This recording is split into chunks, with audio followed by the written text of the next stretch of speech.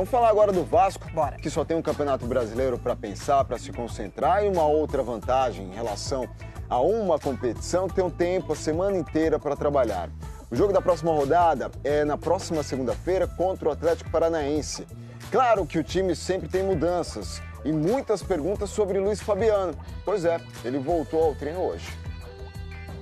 Tudo bem, pessoal? O Vasco começou a sua semana nesta quarta-feira. Eu explico depois da vitória sobre o Atlético Mineiro. Os jogadores ganharam folga na terça e na segunda-feira, até porque não jogam nesse meio de semana, atuam só no final de semana pelo Campeonato Brasileiro. Na verdade, na próxima segunda-feira, a segunda campeã, jogo contra o Atlético Paranaense, que não vai ser aqui em São Januário, e sim em Volta Redonda por conta da punição do STJD.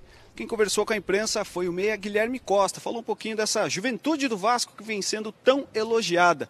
Jogadores que venceram o Atlético Mineiro fora de casa, né, como o Matheus Vital, o Paulinho, o Paulo Vitor, o próprio Guilherme Costa, um time com a média de idade de pouco mais de 25 anos. Bem menos se a gente for comparar com o time que estreou no ano, com o Cristóvão Borges, que tinha o Rodrigo, o Andrezinho, o Júlio dos Santos, jogadores que já nem fazem mais parte do Vasco. Uma média de idade de 29,6 anos, quase 30, né? O time rejuvenesceu e o Guilherme Costa falou um pouquinho sobre esse processo.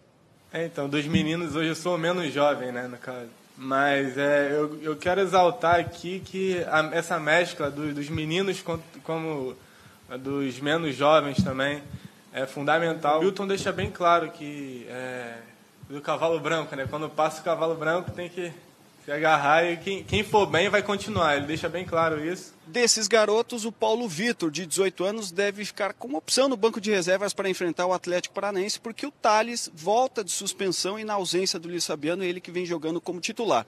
Justamente o Fabuloso foi um dos assuntos da segunda entrevista coletiva, com o Alex Evangelista, fisioterapeuta, gerente científico do Vasco, falou sobre esse trabalho de reequilíbrio muscular que o camisa 9 vascaíno vem fazendo, né? Tem feito aqui em São Januário. Ele treinou hoje pela primeira vez no campo, mas ainda segue sem previsão de retorno às partidas oficiais do Vasco. O Luiz Fabiano, na verdade, ele chegou da China e nós já tínhamos um projeto para ele, né? E na medida do possível, a gente foi evoluindo com ele, jogando a cartilagem, né, uma estrutura que tem dentro da articulação, se gastou, acabou.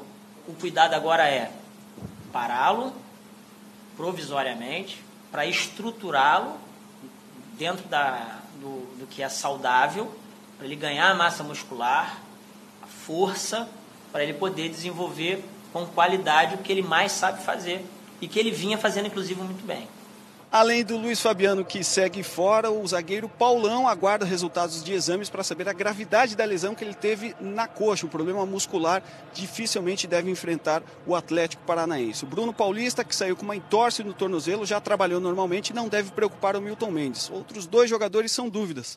O zagueiro Breno e o meia Wagner começaram aquele chamado processo de transição. Treinaram com os jogadores, mas é difícil que eles estejam em condições físicas para atuar na próxima segunda-feira. E fechando as informações do Vasco, o zagueiro Anderson Martins, contratado recentemente, teve seu nome publicado no BID nesta quarta-feira. Segundo o Alex Evangelista, deve estar em condições de jogo já na próxima semana. Aí uma boa notícia para o técnico Milton Mendes, lembrando que o Vasco joga só na próxima segunda-feira contra o Atlético Paranaense, na segunda campeã em Volta Redonda. Tá certo, pessoal? Volto com vocês aí no estúdio. Tchau! Valeu, essa história pessoal. do Luiz Fabiano foi estranha, porque ele começou a sentir dores no quadril, dores que refletiam no joelho. E aí ele parou, falou, bom, vamos parar, vamos fazer exames para ver o que eu tenho. E essa questão da cartilagem é delicada, né, para poder conseguir recuperá-lo. E outra questão em relação aos jovens jogadores, que eu acho que o principal assunto no Vasco hoje, eu li uns números, até dei uma checada para ver se era verdade mesmo e fiquei abismada. 5 jogadores hoje no elenco profissional do Vasco em menos de 20 anos. Não tô falando de ser jovem, não. Ter 23, 24. Tem menos de 20 anos, uma responsabilidade tanto com essa garotada aí. O acesso do Vasco, né, à elite do Campeonato Brasileiro, foi muito criticado até pela média de idade dos jogadores, que era muito alta. E aí, passando a temporada, né, mudando o ano, temporada 2017, troca de técnico também. Eu ia falar fez uma limpeza, mas é feio. Mas nos bastidores a gente fala isso.